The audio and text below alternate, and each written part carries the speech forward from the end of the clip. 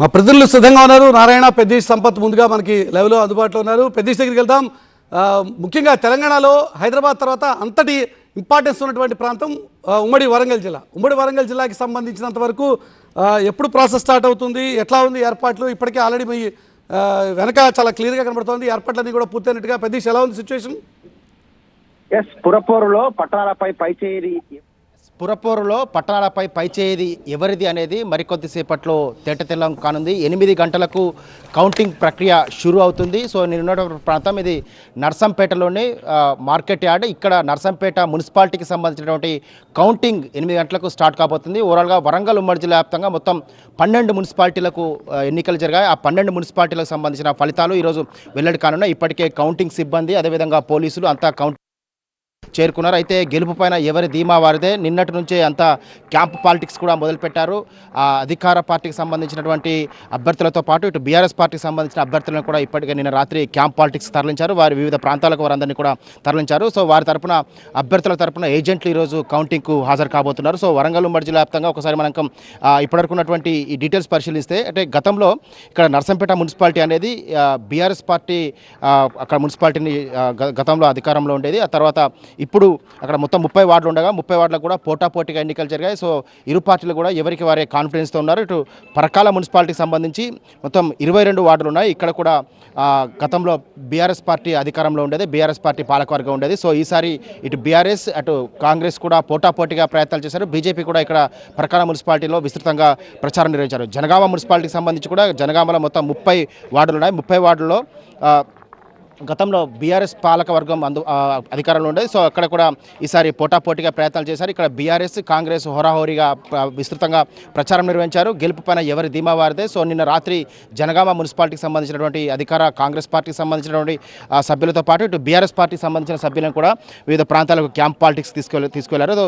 Station Ghanpur municipality అనేది గతంలో major గ్రామ పంచాయతీగా ఉండేది. కొత్తగా అక్కడ ఎన్నికలు జరిగాయి. సో ఇక్కడ తొలిసారి ఎన్నికలు జరిగిన నేపథ్యంలో ఇక్కడ అధికార కాంగ్రెస్ పార్టీతో పాటు బీఆర్ఎస్ పార్టీ కూడా పట్టు కోసం ప్రయత్నాలు చేస్తున్నాయి. ఈ నేపథ్యంలోనే ఇక్కడ గెలుపు ఎవరిదనేది ఉత్కంఠగా మారింది. ఈ నేపథ్యంలోనే ఇటు బీఆర్ఎస్ పార్టీకి సంబంధించిన వార్డు సభ్యులతో పాటు ఇటు కాంగ్రెస్ పార్టీకి సంబంధించిన వార్డు సభ్యులను కూడా ఎవరికి వారు క్యాంప్ పాలిటిక్స్ చేస్తున్నారు. ఇప్పుడు భూపాలపల్లి మున్సిపాలిటీకి సంబంధించి ఇక్కడ మొత్తం 30 వార్డులు ఉన్నాయి. 30 వార్డులో కూడా అధికార కాంగ్రెస్ పార్టీతో పాటు బీఆర్ఎస్ పార్టీ కూడా విస్తృతంగా ప్రచారం ఇచ్చింది. ఇంకా వరంగల్ ఉమ్మడి జిల్లా వ్యాప్తంగా మహబూబాబాద్లో ఎక్కువగా 36 వార్డు సభ్యుల స్థానాలు 36 వార్డు సభ్యుల స్థానాలకు కూడా ఇక్కడ ఉత్కంఠగా మారిన నేపథ్యంలో గతంలో మహబూబాబాద్ కూడా గతంలో బీఆర్ఎస్ పార్టీ పాలకవర్గం ఉండేది. సో ఇప్పుడు కాంగ్రెస్ పార్టీ కాన్ఫిడెన్స్ ఉంది ఖచ్చితంగా ఇక్కడ. ఎందుకంటే ఇక్కడ ఈ జిల్లా నుంచే వేం నరేందర్ రెడ్డి కూడా ఉన్నారు. సో ఇక్కడ అధికార పార్టీకి సంబంధించిన ఎమ్మెల్యేలు కాబట్టి ఖచ్చితంగా మహబూబాబాద్ మున్సిపాలిటీ పైన ఖచ్చితంగా కాంగ్రెస్ పార్టీ జెండా ఎగరవేస్తామని చెప్పి కాన్ఫిడెన్స్ ఉన్నారు. బీఆర్ఎస్ పార్టీ కూడా అదే కాన్ఫిడెన్స్ ఉంది. సో ఇక కొత్తగా ఏర్పడినటువంటి మున్సిపాలిటీ కేసముద్రం పైన కూడా ఖచ్చితంగా కాంగ్రెస్ పార్టీ జెండా ఎగరవేస్తామని చెప్పి కాన్ఫిడెన్స్ ఉన్నారు. ఇప్పటికే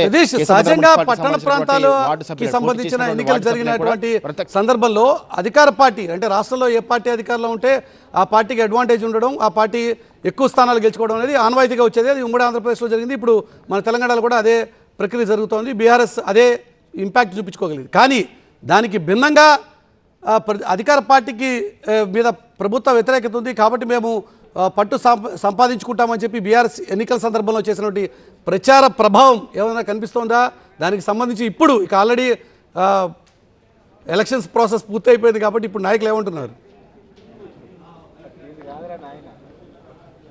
ఎస్, ఎగ్జాక్ట్లీ ఆ ప్రభావం చాలా స్పష్టంగా కనిపించింది. బీఆర్ఎస్ పార్టీ కూడా గ్రౌండ్ లెవెల్లో పట్టణాల్లో చాలా గట్టి పోటీ ఇచ్చింది కాబట్టి ఇప్పుడు క్యాంప్ పాలిటిక్స్ అనేది షురూ అయ్యాయంటేనే మనం చాలా స్పష్టంగా అర్థం చేసుకోవచ్చు. ఎందుకంటే ఎవరికి వారు కొంత అంటే కాన్ఫిడెన్స్ సన్నగిలినట్టుగానే కనిపిస్తుంది. ఎందుకంటే వివిధ ప్రాంతాలకు ఇప్పుడు అధికార పార్టీకి సంబంధించిన వార్డు సభ్యులను కావచ్చు, ఇటు బీఆర్ఎస్ పార్టీకి సంబంధించిన వార్డు సభ్యులను కావచ్చు, క్యాంప్ పాలిటిక్స్ తీసుకువెళ్లారంటేనే సో ఎవరికి వారు వ్యూహాల్లో నిమగ్నమైనట్లుగా అనుకోవచ్చు. కానీ చాలా స్పష్టంగా ఇప్పుడు ఈ ఎన్నికల్లో ఇటు బీఆర్ఎస్ పార్టీ కూడా స్పష్టమైన పోటీ ఇచ్చింది. ఎందుకంటే బీఆర్ఎస్ పార్టీ తరఫున స్టార్ క్యాంపెయినర్గా ఆ పార్టీ వర్కింగ్ ప్రెసిడెంట్ కేటీఆర్ మెజారిటీ మున్సిపాలిటీలలో వరంగల్ ఉమ్మడి జిల్లా వ్యాప్తంగా ప్రచారం నిర్వహించారు. రోడ్ షోలు, కార్నర్ మీటింగ్స్ కూడా నిర్వహించి ఓటర్లను చైతన్యపరిచే ప్రయత్నాలు చేపట్టారు.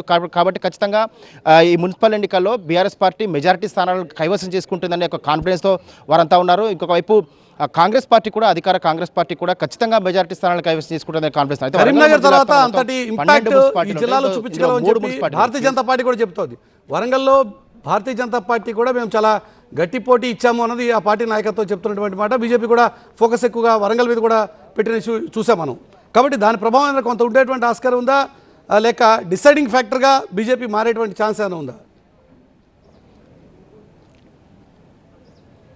ఎగ్జాక్ట్లీ, అంటే అటు పరకాల మున్సిపాలిటీతో పాటు ఇటు నర్సంపేట మున్సిపాలిటీలో కొంత బీజేపీ 2-3 స్థానాలకు ప్రభావం చూపే అవకాశం ఉంది. సేమ్ టైంలో పరకాల మున్సిపాలిటీలో మాత్రం చాలా స్పష్టంగా బీజేపీ స్పష్టమైన పోటీ ఇచ్చింది. కాకపోతే అక్కడ బీఆర్ఎస్ ఒకవేళ అభ్యర్థులు ఎవరైనా వార్డు మెంబర్గా గెలిస్తే వాళ్ళు దాదాపుగా 3 స్థానాల్లో బీజేపీ గెలుస్తుందని చెప్పి భావిస్తున్నారు.